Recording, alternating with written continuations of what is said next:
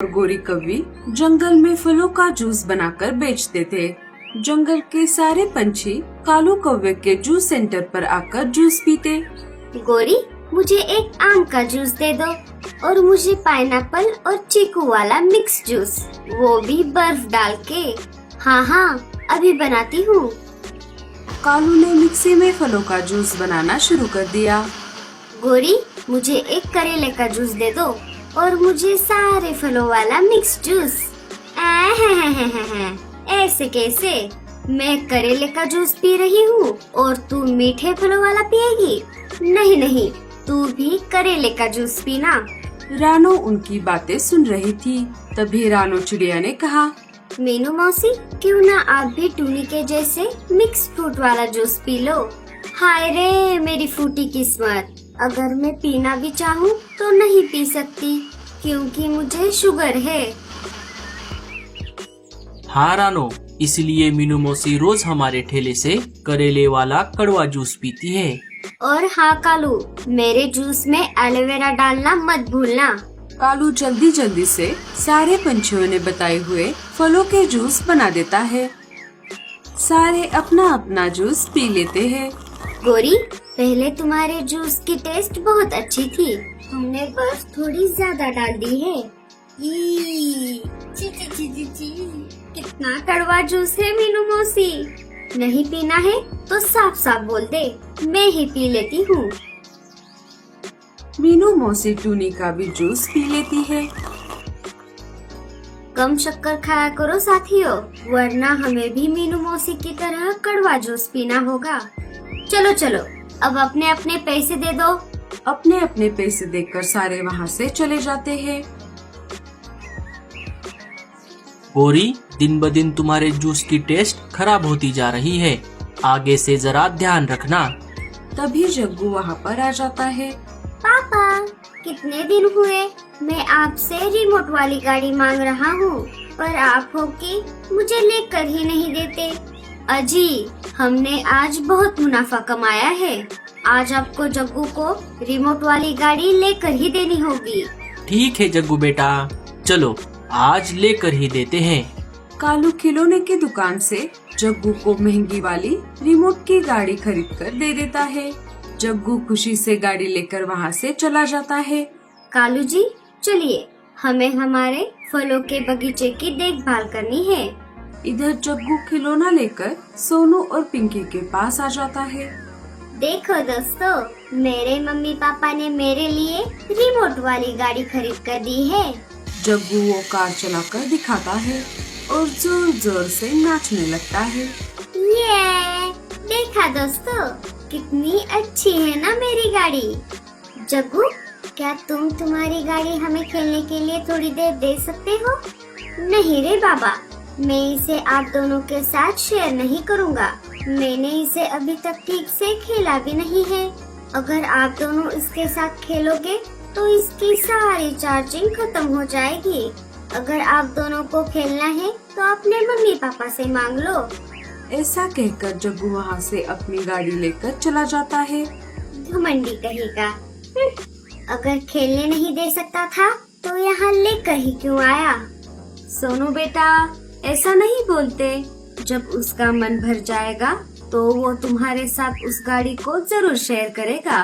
मम्मा, हम कितने दिनों से आपसे वो गाड़ी मांग रहे हैं, पर आप हो कि हमें लेकर ही नहीं देती। दूंगी बच्चों, जरूर लाकर दूंगी। आप दोनों यही खेलो, मैं जाकर हमारे लिए अनाज लेकर आती हूँ। अगर मुझे आने में देर हो गई तो घबराना मत, रानू आंटी के यहाँ पर चले जाना। लाडो अनाज लाने के लिए जा ही रही थी कि तभी रानो चिड़िया सामने आ जाती है। अरे लाडो, कहाँ जा रही हो इतनी जल्दी में? क्या बताओ रानो, बहुत दिनों से बच्चे खिलौने लाकर देने की जिद कर रहे हैं, पर एक मैं हूँ कि उन्हें लाकर नहीं दे सकती। इसीलिए मैं राजा जी के महल में काम करने के लिए जा रही हूँ। पर लाडो, तुम तो अपना जूस सेंटर खोलने वाली थी ना? हाँ रानो, पर गोरी भाभी और कालू भैया ने सारे फलों वाले पेड़ों पर कब्जा करके रखा है। जब भी मैं फलों को तोड़ने के लिए उस इलाके में जाती हूँ तो गोरी भाभी मुझे वहाँ से भगा देती है। लाडो, मुझे एक जगह पता है जहाँ अलग अलग प्रकार के फलों वाले पेड़ हैं। झरने के पास वाले इलाके में ढेर सारे फलों के पेड़ हैं, जहाँ से तुम फलों को तोड़ सकती हो। अरे वाह, ये तो बहुत अच्छी बात है। मैं अभी जाकर देखती हूँ। ठीक है लाडो, चलो मैं चलती हूँ। लाडो झरने के पास जाने के लिए निकल पड़ी।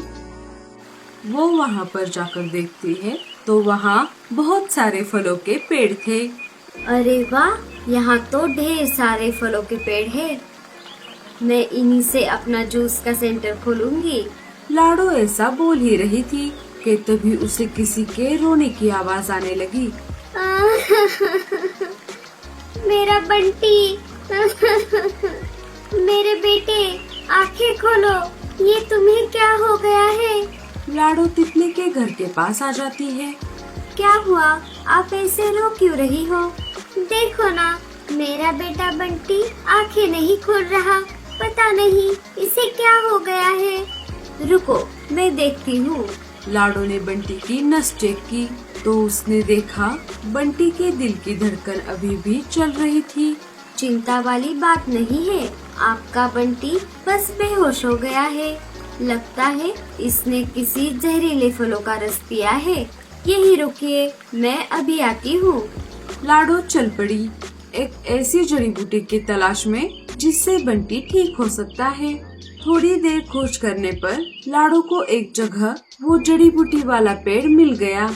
लाडो चिड़िया ने देरी ना करते हुए उस पौधे के पत्तों को तोड़ लिया और उसे लेकर वो तितली के पास आ गई। आप डरिए मत, मुझे जड़ी बूटी मिल गई है। इसे पीते ही आपका बंटी बिल्कुल ठीक हो जाएगा। बाकी सब ऊपर वाले के हाथ में है। लाडो ने पत्तों का रस निकालकर कुछ बूंदे बंटी के मुंह में डाल दी।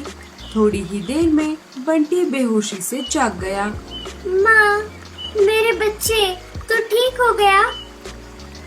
चिड़िया, अगर तुम सही समय पर ना आती तो न जाने मेरे बंटी को क्या हो जाता। कोई बात नहीं बहन जी, जंगल में एक दूसरे की मदद करना हमारा फर्ज बनता है। क्या पता न जाने कौन किसके काम आ जाए। वैसे आपका नाम क्या है? मेरा नाम सोना तितली है। पर तुम इस इलाके में क्या कर रही हो? क्या तुम्हारा कोई रिश्तेदार यहाँ पर रहता है? जी नहीं, दरअसल मैं यहाँ के फलों वाले पेड़ों को ढूंढ रही थी।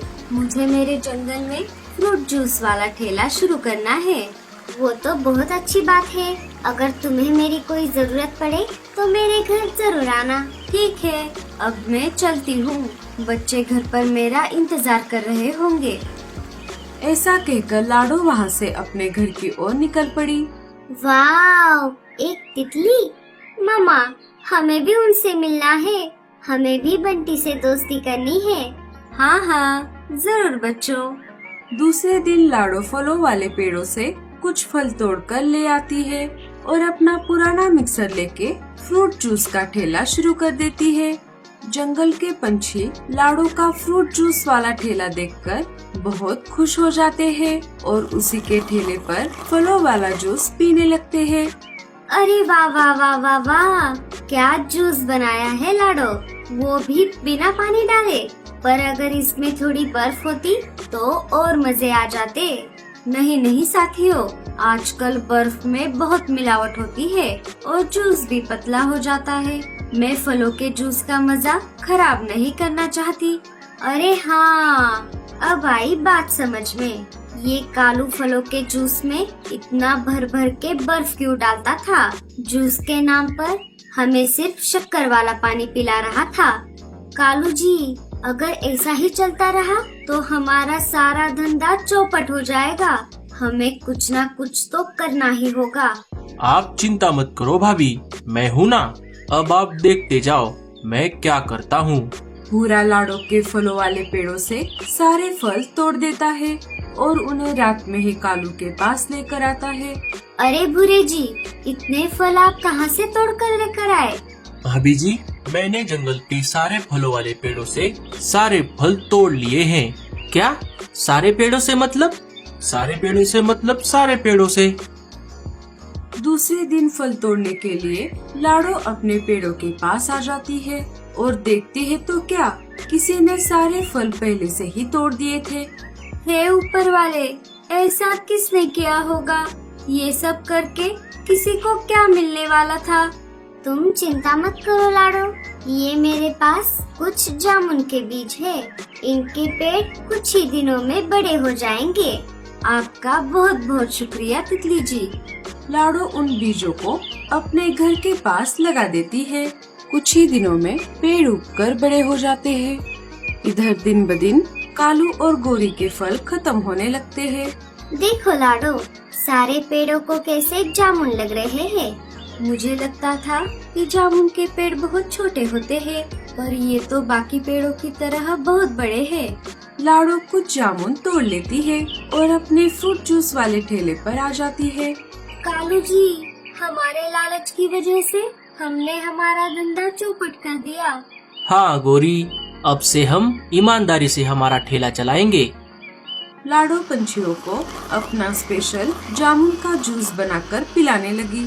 लाडो, पर मेरा क्या होगा? रीनू मौसी, आपके लिए है ना ये स्पेशल करेला, एलोवेरा और जामुन के बीजों वाला जूस। सारे जोर जोर से हंसने लगे। कालू और गोरी लाडो से माफी मांगते हैं और बाद में दोनों जंगल में हंसी खुशी से फ्रूट जूस बनाकर बेचने लगते हैं।